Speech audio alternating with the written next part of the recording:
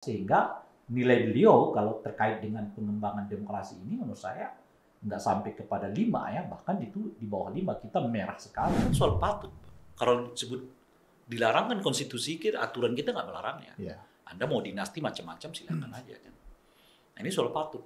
Kenyataannya anaknya jadi presiden, mantunya calon gubernur, Ya. Anaknya yang lain ketua, anaknya ketua partai. Dengan cara simsalabim kan. Ya. 2 hari kok tiba-tiba jadi ketua partai. Kita lihat ada prototipe negara yang kayak gitu. Untuk menjadi negara yang sejahtera sekalian gitu. Nah, saya mau mengingatkan tingkat kepuasan itu artificial kalau kemudian di depan kita itu ada jurang pengacuran terhadap demokrasi.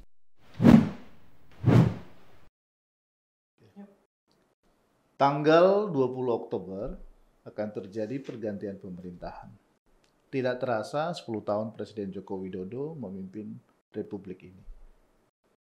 Kita masih ingat janji beliau khususnya dalam pertumbuhan ekonomi. Kita akan kupas tuntas pada program kali ini.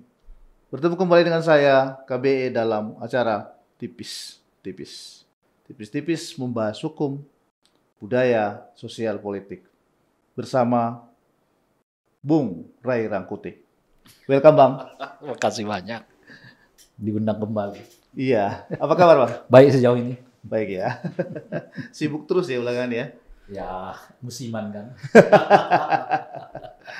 Ya, jadi memang topik kita kali ini agak unik ya. Karena memang ini menjelang berakhirnya atau terjadinya pergantian pemerintahan. Kita penasaran mengupas dan juga melihat apa sih janji-janji Presiden Jokowi sebelumnya dan seperti apa hasilnya sampai dengan 10 tahun dia memerintah.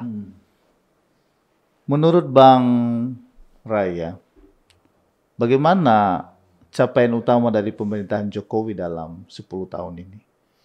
Yang paling kasat mata oleh kita itu memang infrastruktur kan. Kalau itu saya kira nggak bisa kita bantah bahwa terjadi begitu banyak pembangunan di bidang infrastruktur. Oke. Meskipun tentu ada banyak pertanyaan terkait dengan itu. Saya kira ahli-ahli ekonomi lah yang bisa mendiskusikan itu gitu ya. Misalnya apakah infrastruktur ini berimplikasi pada peningkatan kesejahteraan masyarakat gitu ya. Apakah infrastruktur ini meningkatkan pertumbuhan kita sebagai bangsa gitu ya. Apakah infrastruktur ini mendekatkan kembali kan seringkali disebut jarak antara miskin dan kaya di Indonesia terlalu sangat lebar kan gitu ya. Dan sebagainya gitu. Bahwa infrastrukturnya dibangun oleh Pak Jokowi saya kira kita nggak bisa bantah ya. Tapi apakah infrastruktur itu memang menjadi sesuatu untuk menjadikan kita menuju apa yang disebut oleh Pak Jokowi itu sebagai Indonesia Emas 2045 kan?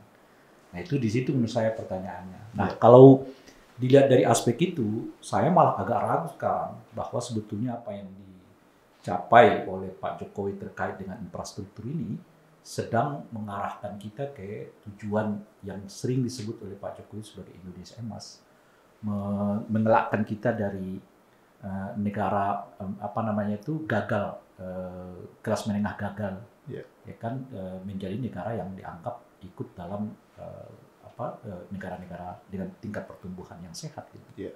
Saya agak ragu kalau melihat akhir-akhir ini gitu. Kenapa gitu? Sebab begini ya menurut saya ya.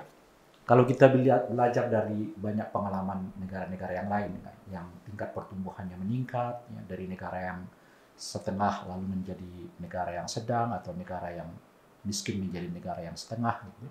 Saya kira pilihannya cuma 2. Pilihan pertama adalah kalau Anda mau berdemokrasi, demokrasi yang benar gitu. Tapi kalau Anda nggak mau demokrasi sebagai mekanisme pemerintahan, ya Anda memang pakai otoritarian sekalian gitu. Cina sistemnya otoritarian, misalnya kan begitu. Tumbuh menjadi salah satu kekuatan ekonomi saat ini gitu ya. Singapura semi otoritarian, tumbuh sebagai kekuatan gitu. Nah, di luar itu negara-negara demokratik, negara-negara Amerika, Eropa ya dan semuanya itu mereka memilih demokrasi sebagai jalan untuk menuju ke pertumbuhan dan kesejahteraan dan mereka bisa mengalaminya. Negara-negara Timur Tengah itu tumbuh menjadi negara-negara yang kaya raya karena memang mereka nggak mengenal demokrasi. Gitu. Jadi kalau kita lihat dari situ, tuh, pilihannya kalau mau menjadi negara yang demokratik itu, Anda benar berdemokrasinya, atau Anda sekalian anti demokrasi. Itu pilihannya gitu loh kira-kira. Nah di kita enggak, kita ini seolah-olah semua perangkat hukum kita menunjukkan bahwa kita ini adalah negara yang demokratik gitu. Tapi kenyataannya kita mengalaminya, nah ini mungkin akan kita bahas setelahnya gitu ya. Kita mengalami penurunan banyak hal, bagian dari indikator yang disebut negara yang demokratik itu. Nah, tapi kita nggak jatuh juga ke negara otoritarian gitu loh.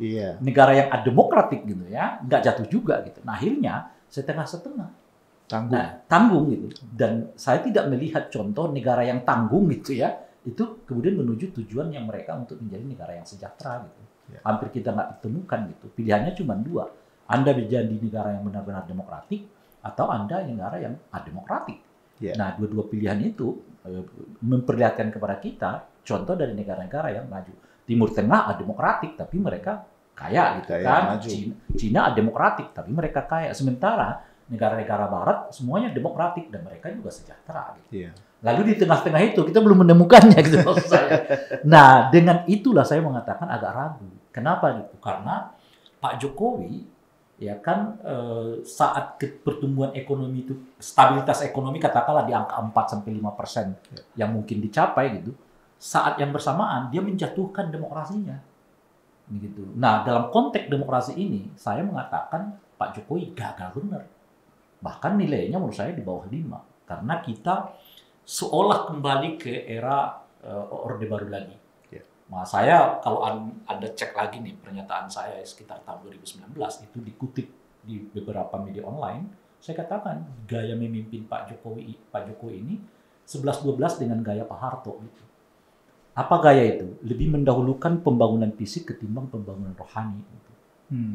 Pembangunan fisik itu ya infrastruktur macam-macam gitu. Pembangunan rohani ya demokratik ini gitu. Nah, itulah yang terjadi di era Pak Jokowi ini. Pembangunan fisiknya berjalan, tapi demokrasinya mundur sangat drastis gitu. Mundurnya itu drastis karena hampir kita tidak mengenal lagi sekarang istilah norma, istilah moral dalam demokrasi kita. Itu diterabas semua gitu. Nah, yang terakhir ini kan Anda tahu sendiri kan, ketika semua orang menyoroti istilah Mulyono misalnya, itu dipakai kaos oleh Kaisang sembari seolah-olah mengolok masyarakat yang mempertegas. Gitu. Ketika orang mempersoalkan dugaan adanya gratifikasi, Kaisang yang mengatakan nanti kalau kita menang di Jakarta saya kasih ini loh ya hadiahnya private jet katanya. Jadi diolok-olok oleh mereka pada isu-isu yang sebetulnya sangat substantif, sangat krusial gitu. Jadi itu yang menandakan, itu yang saya sebutin tadi, ini seolah menandakan pada kita jangan bahwa moral itu nggak penting gitu, etika itu nggak penting gitu, ya kan, adab berdemokrasi itu nggak penting gitu. Padahal itu prinsip yang paling utama. Aturan itu adalah yang kedua.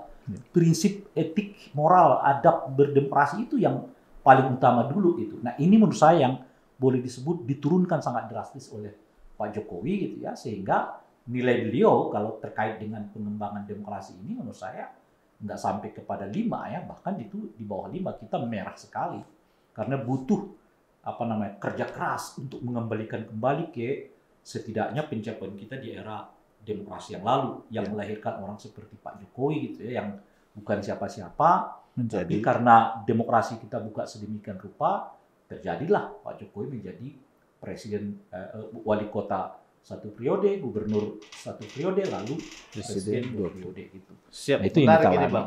Jadi panjang lebar tadi, tapi ada hal yang memang mungkin perlu kita kupas sedikit. Meskipun tipis-tipis, saya berharap Abang bisa dalam ininya, ya, karena pemirsa tipis-tipis penasaran ini. Kita tahu di periode pertama Jokowi, fokus pembangunan itu pada infrastruktur, dan memang kita lihat kalau kita bandingkan dengan sebelumnya, ini ada satu berita, bahwasanya Menteri Basuki Puji Jokowi 10 tahun memerintah bangun 2.432 km jalan tol. Jalan tol ini terlepas memang yang menikmati terbatas juga, tapi sedikit pasti punya banyak pengaruh dalam transportasi barang dan manusia gitu ya. Nah, lalu yang menjadi pertanyaannya, kan seharusnya ini tadi Abang menekankan tentang moral. Kita tahu di periode kedua, beliau menekankan tentang pembangunan sumber daya manusia, khususnya dalam bidang karakter, moral. apa yang menyebabkan malah yang terjadi itu anti klimaksnya. Jadi seharusnya moral yang dibangun, ini moralnya nggak kesentuh, malah kebalikannya gitu. Ini Ambisi. apa ini? Ambisi untuk tetap berjaya, menurut saya menguasai keluarga Pak Jokowi. Jadi ya ambisi itu akhirnya kemudian melupakan batas-batas kepatutan. Nah, saya sebut kepatutan itu karena nggak ada aturan yang melarang kan. Ya. Ini lagi-lagi kembali ke soal kata patut nggak patut, baik apa nggak baik itu. Misalnya apa? Misalnya saya udah 2 periode lah jadi presiden. Apa anak saya harus juga wakil presiden? Itu kan soal patut. Kalau disebut dilarang kan konstitusi kita, aturan kita nggak melarangnya. Ya. Anda mau dinasti macam-macam silakan aja kan. Nah, ini soal patut. Kenyataannya anaknya jadi presiden, mantunya calon gubernur, Anaknya anaknya wakil yang presiden. lain ketua, wakil presiden. anaknya ketua partai. Dengan Cara simsalabim kan. ya. 2 hari kok tiba-tiba jadi ketua partai. Yang menarik nih Bang, Gitu. kita kan sudah punya 7 presiden Ya. sebelumnya. Nanti kalau Pak Prabowo dilantik berarti yang ke-8. Ke-8. Apa sih yang paling membedakan presiden-presiden sebelum dengan Pak Jokowi ini? Yang membedakannya jelas, mereka mengerti kata cukup. Oke. Jadi yang sebelumnya memahami kata cukup. Pak Karno ketika katakanlah dapat dikudeta tahun 65, beliau bisa membuat sesuatu tapi mengatakan cukup. Saya milih lebih baik. Pak Harto menyatakan berhenti sebagai presiden ketika di demo besar-besaran oleh mahasiswa. Kalau beliau mau lanjut, ya memang terjadi peristiwa yang mungkin nggak kebayang dalam sejarah Indonesia. Lebih berdarah-darah. Lalu beliau mengatakan, oke, saya berhenti sebagai solusi. Gus Dur juga melakukan hal yang sama. Ketika ia dimakzulkan oleh MPR, lalu keluarlah pernyataan yang sangat fenomenal itu kan. Tidak ada yang perlu dipertaruhkan untuk kekuasaan. Karena kemanusiaan jauh lebih penting dari kekuasaan. Gitu ya.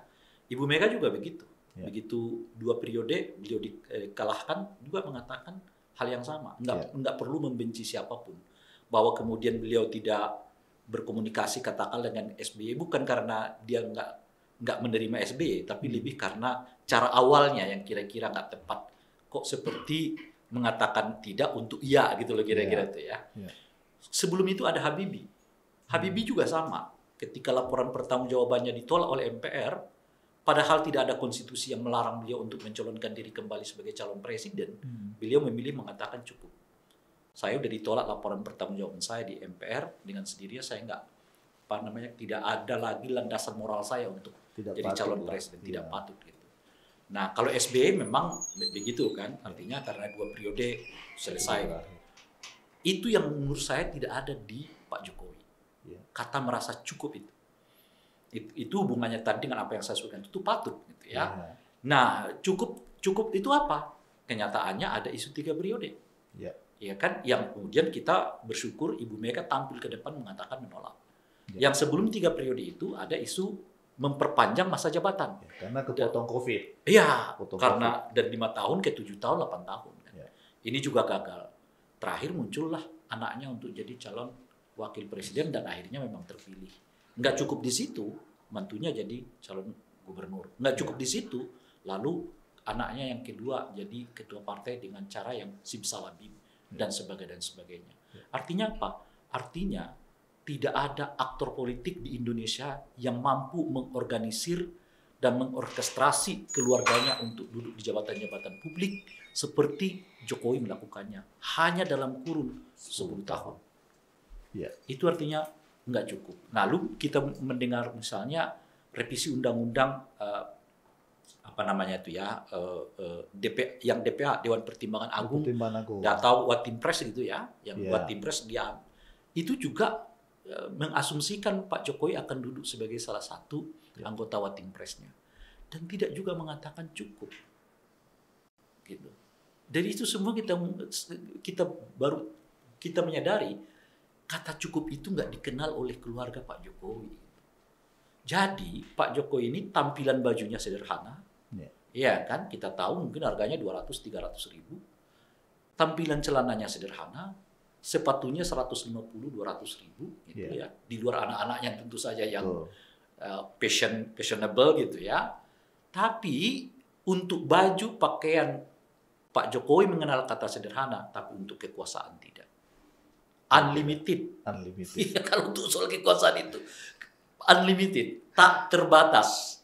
Kalau bisa dijangkau itu jangkau, kalau bisa dijangkau ini jangkau. Nah, inilah menurut saya yang mengakibatkan saya kembali ke awal tadi ya. Saya ragu akan pertumbuhan kita menuju ke Indonesia emas itu. Janji politik 7%. Karena akibatnya apa yang terjadi? Akibatnya yang terjadi adalah pertumbuhan ekonomi yang dibayangkan itu untuk ujung-ujungnya hanya berjalan di tengah segelintir orang ini. Gitu.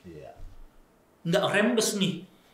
Gitu. Segelintir orang itu ya memang orang kaya dari dahulu, lalu diperkaya lagi oleh rejim Jokowi ini, dan saat yang bersamaan keluarganya juga terlibat di dalam. Emang kemana uang itu pergi kalau bukan di kisaran mereka saja? Itu yang saya sebut tadi, saya agak ragu. Kalau kita pertumbuhan kita yang bukan pertumbuhan ya, stagnasi ekonomi kita yang 5-4% sekarang. Dari janji 8 sampai 2 digit itu ya kan 7% lah minimal. 7% minimal itu, dan kita nggak pernah sampai ke angka itu sepanjang yang saya tahu ya. Tidak pernah. Nggak pernah sampai ke angka itu. Coba gitu. ditampilkan itu. Nah, coba diingatkan lagi itu. Yang 7%-nya. Nah, 10 ini salah satu nih tolak ukur. Petani gurem meningkat, SP kereta reforma agraria. Terus sebelumnya ada lagi itu.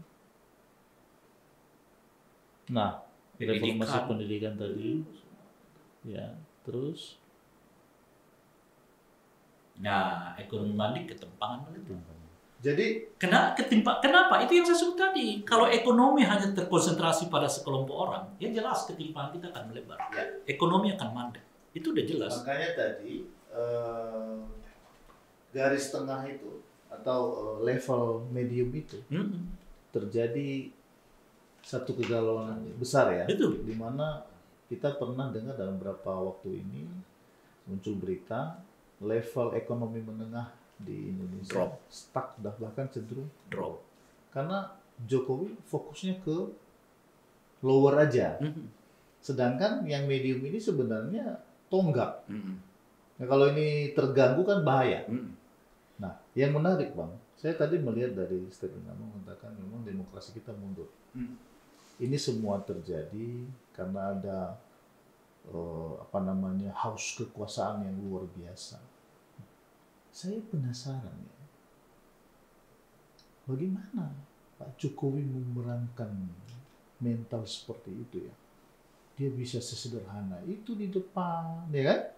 Terus kalau kita lihat di TV, kalau beliau diwawancara, sepertinya tidak paham, tidak tahu gitu loh. Tapi di sisi lain pergerakan yang muncul itu kan mengisyaratkan bahwa ada tangan besar di belakang itu. Ketika MK memutuskan ambang batas umur untuk cawapres itu, yang terakhir hampir yang balik DPR lebih mengikuti putusan MA ketimbang putusan MK. Ini gimana ini? Saya kira beliau keterlatih lah untuk hal yang seperti itu. Kan itu dimulai dari Solo kan. Model kepemimpinan yang tampil di luar dan di dalam itu beda. Ya kan? Tampilan luar itu sederhana, kemudian kelihatan seperti tidak mengetahui apa-apa, orangnya tulus gitu ya. Padahal sebetulnya itu by design. Itu disengaja gitu kira-kira. Itu bukan sesuatu yang tumbuh di dalam dirinya. Karena beliau mengerti pangsa pasar politik itu adalah ingin menampilkan citra yang seperti itu.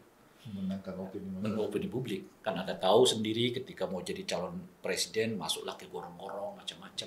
Lalu publik terpesona dengan mengatakan, wah inilah calon pemimpin yang bahkan mau masuk gorong-gorong. Kira-kira saat itu, seperti itu imajinasinya. Dan itu bukan sesuatu yang alami, itu by design. Itu diciptakan karakter seperti itu, tokoh seperti itu, citra seperti itu.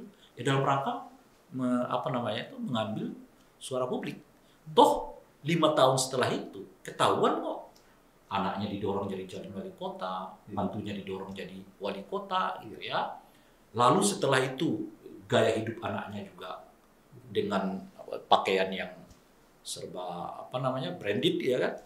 Terakhir adalah kasus private jet-nya anak. Itu jauh dari semua yang kita sebut sebagai seorang yang sederhana. Betul. Gitu ya, sebagai tampilan yang kelihatan seperti tidak membutuhkan kehidupan duniawi itu.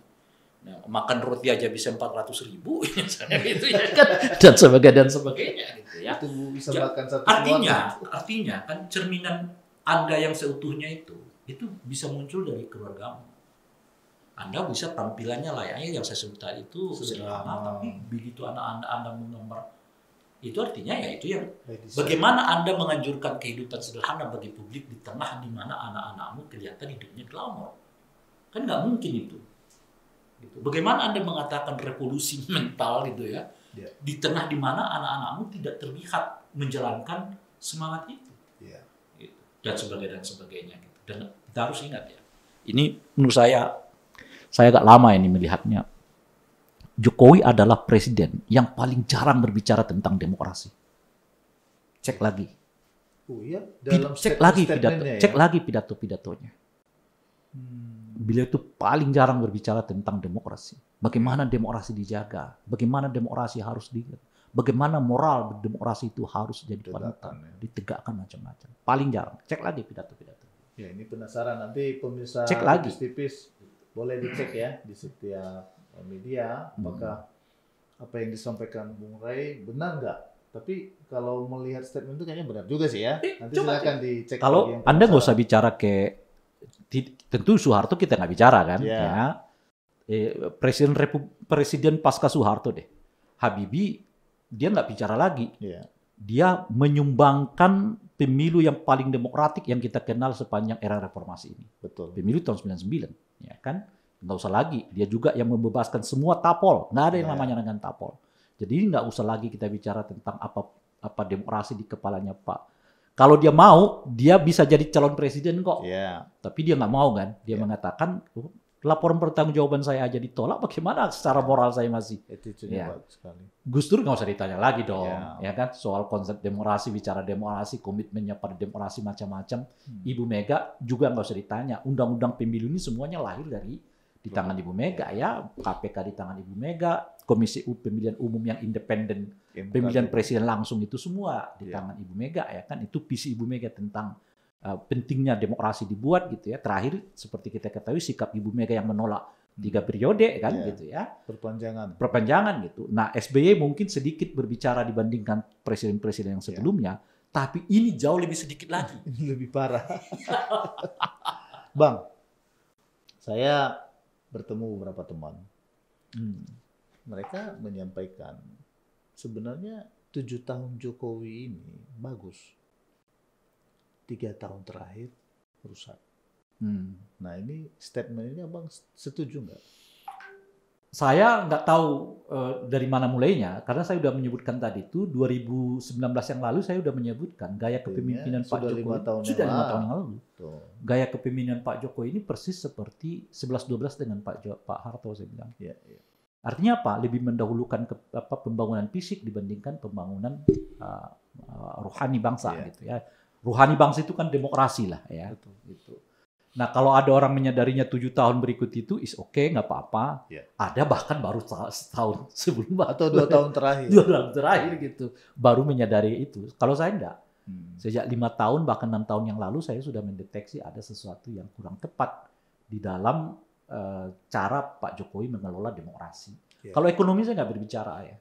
Soal infrastruktur macam-macam, pemindahan ibu kota misalnya saya juga nggak berbicara. Betul. Gitu. Tapi kalau saya tidak mau semua pertumbuhan yang kita inginkan itu dengan mengorbankan demokrasi, itu aja menurut saya. Kedua ini harus sejalan. Karena inilah amanah para pendiri bangsa, bahwa Indonesia itu harus dikelola. Ya, bangunlah jiwanya, bangunlah raganya. Itu kan ada di lagu Indonesia Raya kita kan. Jadi nggak ada bangunlah raganya aja, nggak ada. Bangunlah jiwanya, bangunlah raganya.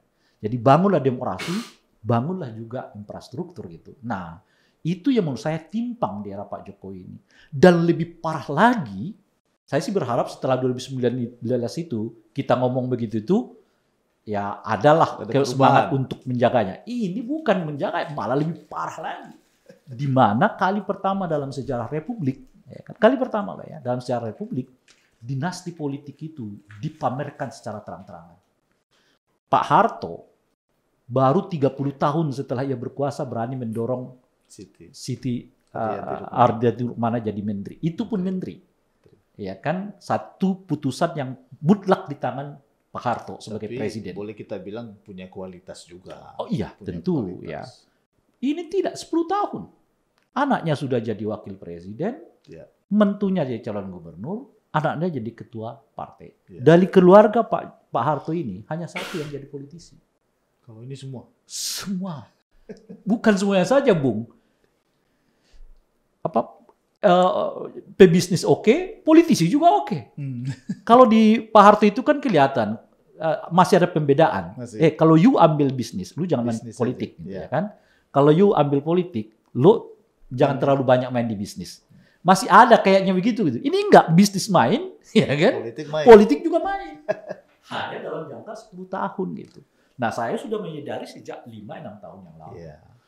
Ya, oleh karena itulah saya terus mengingat-ingatkan meskipun saya habis dibully, Ya. ya kan, oleh buzzer-buzzer. Tapi kan mulai satu persatu kelihatan kan efeknya. Sekarang ini kan kita mulai itu. Sekarang ini mereka yang mungkin dulu melihat apa yang kita ucapkan itu adalah sebuah ilusi, sebuah kebencian lah istilah mereka. Sekarang mereka nikmati. Ya. Ya, mereka lihat Betul. apa yang terjadi. Nah, itu dia struktur pemerintahan kita begini, begono begini, ya. Semuanya sudah melekat dengan keluarga-keluarga tertentu. Oke, Bang. Berarti 10 tahun ini secara umum dari janji politik Jokowi, Abang menilainya berhasil atau tidak?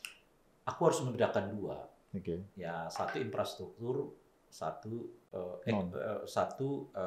Pertumbuhan demokrasi. ekonomi. Ya. Nah, kalau yang katakanlah ekonomi aku nggak bicara. Oke. Nggak, itu Nanti bukan wilayah. pakar-pakar ekonomi Iya, lah. iya. Oke. Tapi kalau demokrasi jelas kita di bawah 5. Oke. Ini parah sekali. Jadi karena kita mundur harus- lagi ke Orde Baru. Iya. Bahkan Lebih parah. gini loh, Pak. Di era ini baru kita mendengar ada kasus hukum dijadikan sebagai alat untuk tawar-menawar politik. Yes.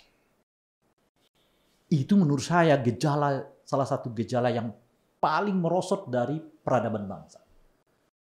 Ya kan? Kasus hukum itu diselesaikan. Harus. Harus. Harus Bukan jadi ditegakkan. alat tawar-menawar politik. Artinya kalau setuju, Setuju, tidak kasus diproses. hilang. Ya. Kalau enggak, kasus naik. Ini baru kali pertama kita mendengar itu marak di era yang sekarang ini. Oke. Apa yang terjadi pada moralitas bangsa ini? Ya. Itu maksud saya. Ya, oleh karena itu, saya sih tidak ingin membanding-bandingkan dengan rezim Orde Baru. Dia Ya. punya karakteristik sendiri. Betul. Ini juga punya. Orde Baru jelas kita mengatakan demokratik. Semua sistemnya juga tidak demokratik. Ya kan? Tapi di era Pak Jokowi ini kan sistemnya demokratik, tapi lakunya di dalam demokratik. Gitu. Itu jelas berbeda gitu. Tapi makanya kita kasih contoh-contoh yang menyebutkan ada perbedaan-perbedaan yang sangat mendasar dalam konteks apa yang kita sebut kemerosotan itu. Salah satunya adalah bagaimana hukum dijadikan sebagai dasar untuk tawar-menawar politik. Buktinya ada ya, Bang ya? Kan saya katakan agak umum kita mendengar yang Iya. begini-begini ini gitu, Iya. agak umum.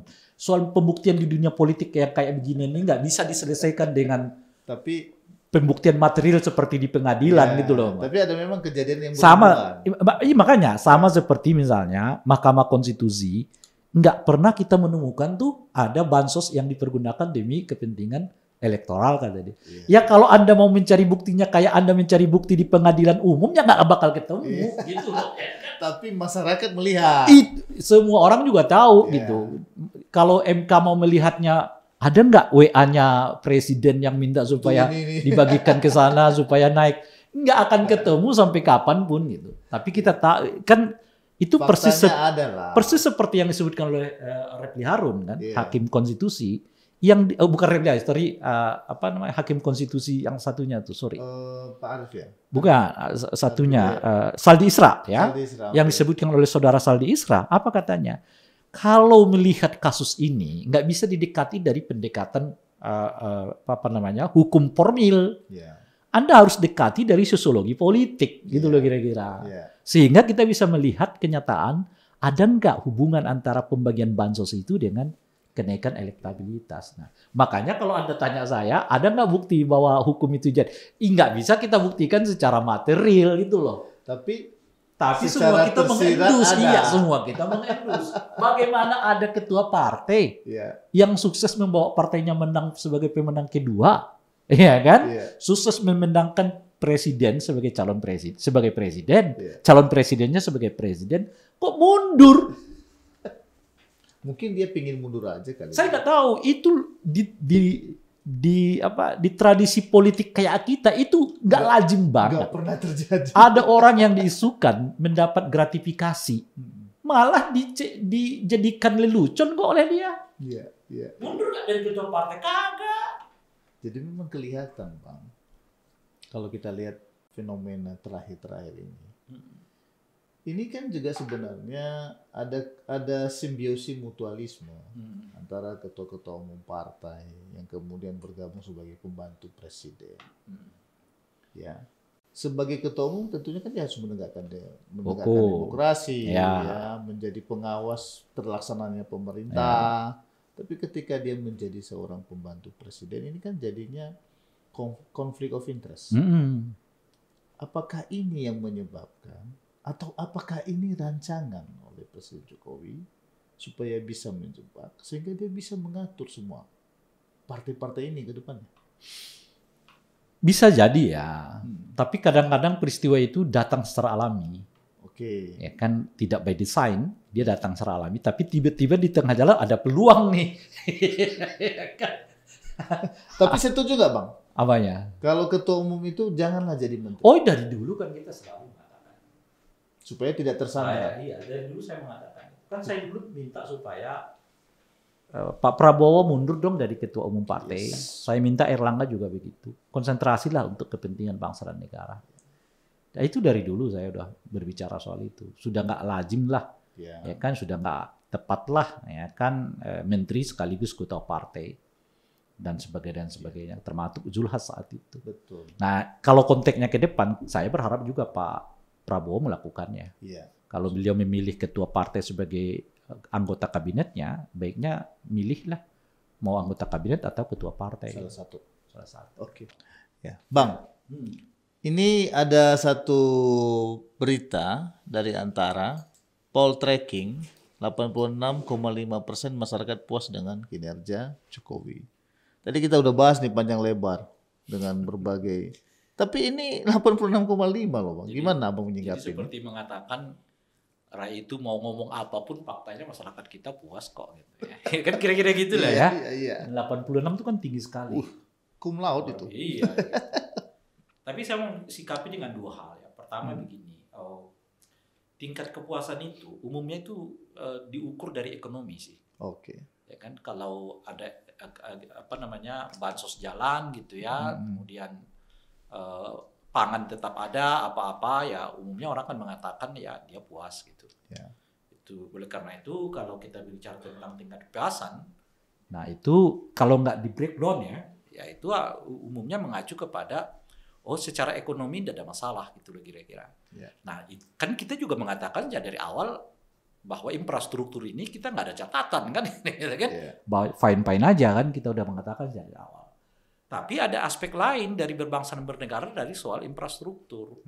Kalau Anda bidik dengan sudut yang lain, apa itu politik, apa itu hukum gitu ya, apa itu budaya, moral, macam-macam, kita minus gitu.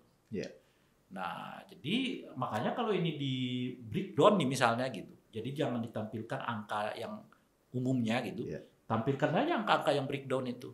Apakah masyarakat puas terhadap pemberantasan korupsi? Misalnya ya, penegakan hukum, kebebasan berpendapat, ya, kemudian juga macam-macam dan sebagainya itu. Belum tentu setinggi ini.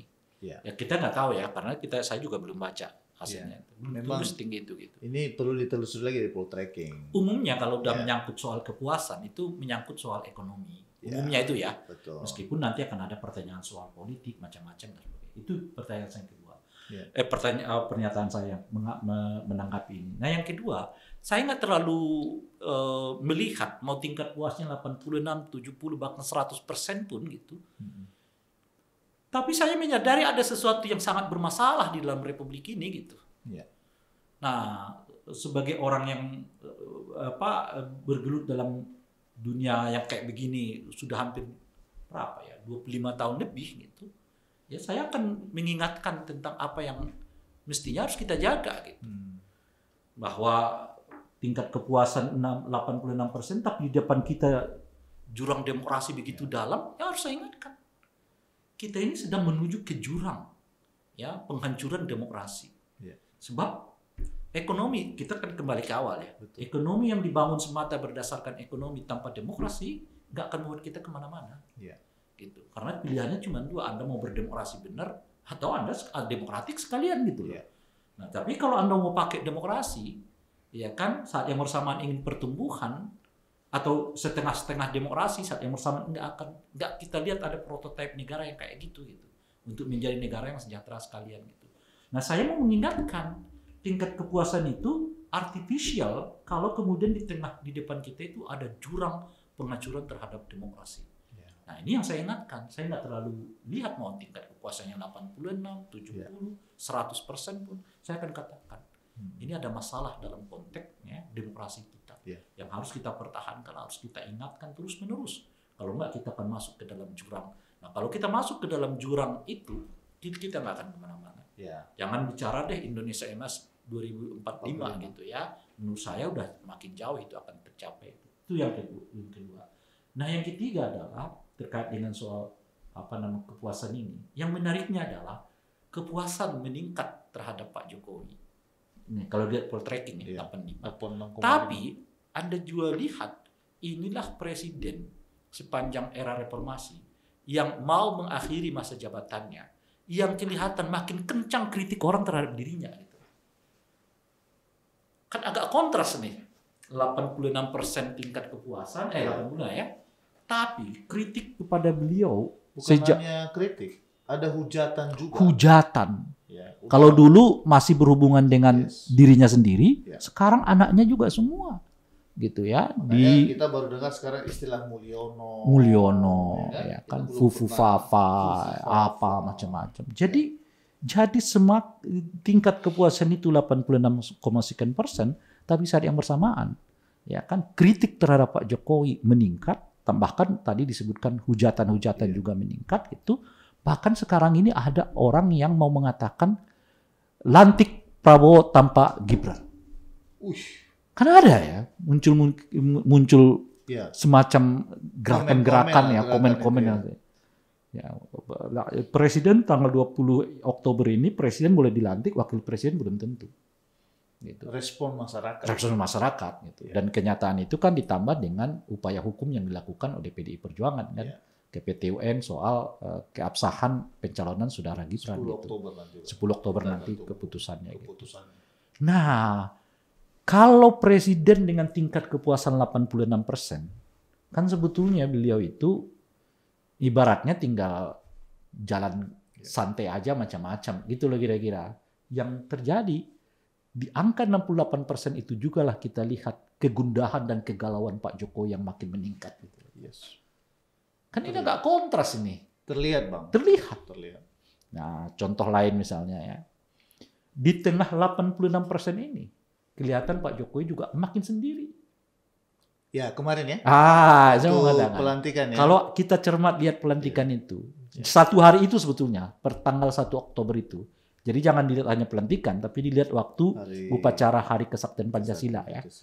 Di mana Pak Jokowi berjalan bersama dengan Airlangga, di belakangnya ada Pak Prabowo sama Puan lagi ngobrol santai. Gitu. Santai dan serius tapi. Dan begitu saya kesan yang muncul bukan serius, bercanda.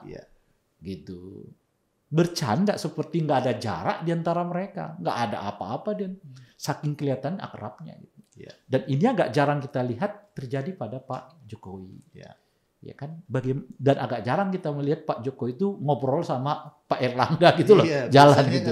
Iya, ini jalannya sama Pak Erlangga, ya kan, di belakangnya Pak Prabowo seperti bercanda dengan Ibu Puan sambil jalan tentu saja. Mungkinkah ini sinyal? Ya itu satu dulu nih, kan saya bukan ada 3. Yeah, okay. Nah yang kedua waktu sidang DPR. Yeah. Waktu sidang DPR itu tepuk tangan kepada Pak Jokowi makin sedikit, tepuk tangan kepada Pak Prabowo makin besar. Kalau 86% itu menunjukkan kepuasan, secara objektif lah ya. Iya, itu artinya tepuk tangan kepada meriah. Pak Jokowi itu meriah. Ini gitu. Ini makin sedikit kepada Pak Prabowo makin meningkat gitu ya. Nah, yang ketiga, wakil presiden terpilih pun nggak hadir di dalam rapat itu. Kenapa? Kenapa sakit atau nggak tahu? Itu tidak lazim. Ya kan, waktu 2019-2024 Pak Ma'ruf dengan Pak Jokowi hadir bersama waktu pelantikan. 2014 ke 2019 Pak SBY dengan Pak Budiono hadir dalam pelantikan. Ini sampai saat ini belum terklarifikasi ya? Apakah izin, apakah tidak diundang, atau bagaimana? Nggak tahu saya juga. Abang belum tahu juga. Nggak tahu ya? juga. Nah, ini kita penasaran ini, pemirsa tipis-tipis. Mungkin bagi Anda yang mau cerita, boleh nih dibantu kita. Sebenarnya kenapa Wapres terpilih tidak hadir pada saat pelantikan DPR RI? Nggak lazim, dan menurut saya juga nggak patut. Dan seharusnya dia diundang, nggak mungkin tidak diundang. Udah pasti. Masa wakil menteri, mantan wakil presiden aja diundang kok beliau nggak diundang kan aneh gitu ya. Duta besar diundang kok wakil presiden terpilih nggak diundang kan aneh gitu ya. Nah, dan menurut saya beliau itu bukan hanya patut tapi semestinya hadir gitu. Karena itu kan forum resmi negara. Betul. Dan itu salah satu forum puncak kenegaraan kita gitu loh. Kan pelantikan anggota DPR itu kan salah satu puncak dari prosesi pemilu kan sebetulnya. Gitu. Apa situasinya lagi menenangkan diri dengan Fufu Fafa atau bagaimana? Saya tidak tahu. Saya tidak tahu. Makanya saya mengatakan tidak tahu. Tapi fenomena ini menunjukkan kepada kita tingkat kepuasan 80%, 86,5%. Tetapi kegalauan juga meningkat kelihatan di keluarga Pak Jokowi. Artinya Bang, kalau kita berbicara dari demokrasi ini tidak tepat angka ini. Saya nggak mau kritik, itu kan soal metodologi macam-macam. Saya mau melihat di lapangannya. Iya, karena kenyataan di lapangan sangat berbeda. Kalau jangankan 86, di atas 60 harusnya lebih riuh tepuk tangannya. Lebih meriah. Ya kan, sambutan lebih baik. Di sisi lain juga kita melihat, ini kita lihat ya, masyarakat juga melihat dalam beberapa pertemuan antara Pak Prabowo dengan Bu Puan semakin cair suasana. Dan bukan hanya dengan Pak Puan, kan? Sekarang udah ada rencana untuk mempertemukan Pak Prabowo dengan Ibu Mega. Ya, kan? Kira-kira apa ini Bang? Apa kira-kira isu yang akan? Begini kan, dalam politik ini Anda nggak bisa semata-mata dipertimbangkan kepentingan. Karena kepentingan itu sebentar. Kalau kepentingannya nggak terakomodasi, ya sudah saya wassalam, pisah gitu. Tapi Ibu Mega dengan Pak Prabowo itu kedekatannya sudah di atas kepentingan. Ya, mereka udah berteman luar biasa kan. Yang bawa Pak Prabowo dari luar negeri kan juga Ibu Mega kan. Nah, jadi sekeras-keras mereka lah katakan begitu, bersaing di dalam Pilpres, pertemanan mereka lebih di atas itu lagi gitu. Nah, itu kita harus baca dulu dari hal yang begini. Jadi pertemuan ini nggak semata-mata hubungannya politik, tapi itu hubungannya pertemanan juga. Kita tunggulah. Iya, yang menurut saya itulah yang jarang dilakukan oleh Pak Jokowi. Pak Jokowi membangun relasi dengan banyak orang berdasarkan kepentingan. Gitu. Nah, di politik kita ini jangan semata-mata membangun relasi dengan orang berdasar kepentingan. Tapi ada juga hubungan yang di atas itu yang namanya pertemanan. Kalau Gus Dur mengatakan kemanusiaan, kata Gus Dur kan.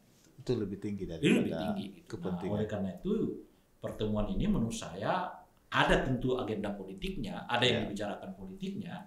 Tapi di atas politik itu ya ini dua orang yang berteman mau bertemu gitu ya. Nah, sebelum pertemuan itu sendiri, peristiwa politiknya menurut saya sih sudah terjadi gitu ya. Sebelum pertemuan itu sendiri terjadi, apa peristiwa politiknya itu? Pertama, dengan mulus Mbak Puan jadi ketua DPR. Dan di luar dugaan, yang jadi ketua MPR itu adalah Gerindra.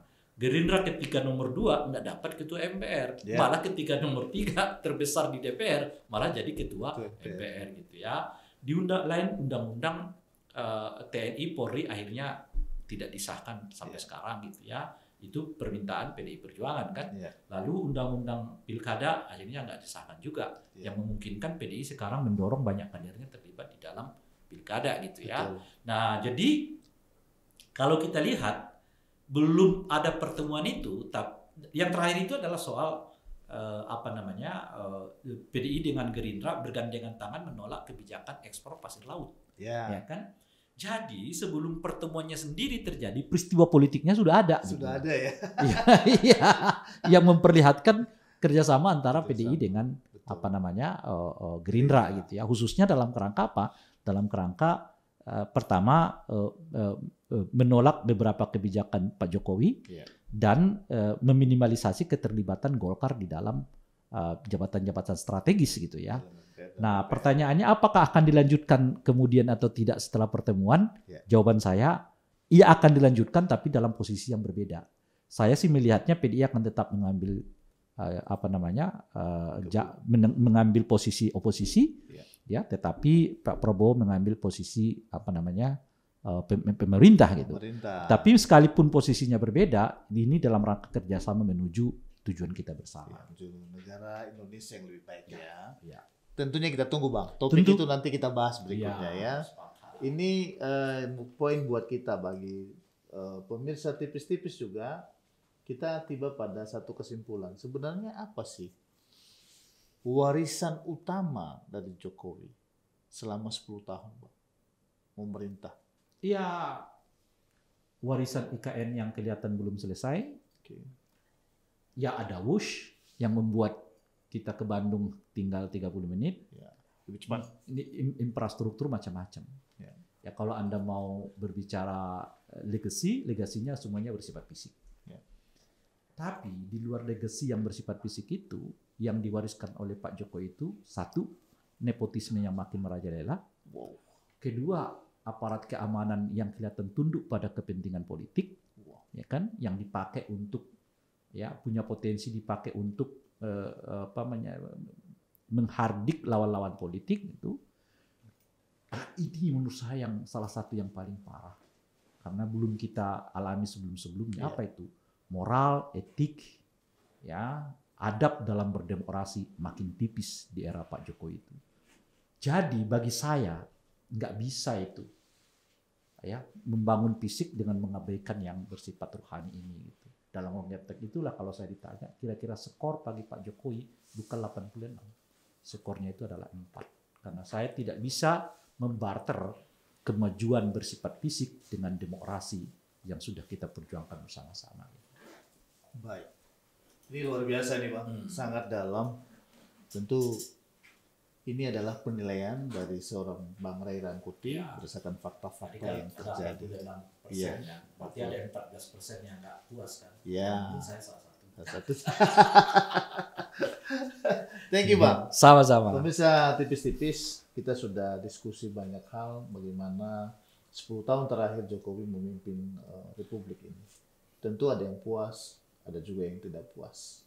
Anda punya penilaian, silahkan menilai dari versi Anda masing-masing. Tapi tadi apa yang disampaikan oleh Bang Ray Rangkuti adalah sebuah fakta-fakta yang tidak terbantahkan. Tentu ini adalah sebuah pilihan. Jokowi memberikan legasi yang tadi kita semua sudah mendengarkan. Terima kasih sudah bersama kami. Sampai ketemu lagi dalam tipis-tipis berikutnya. Shalom. Thank you Bang. Sama-sama. Ngopi dulu kita.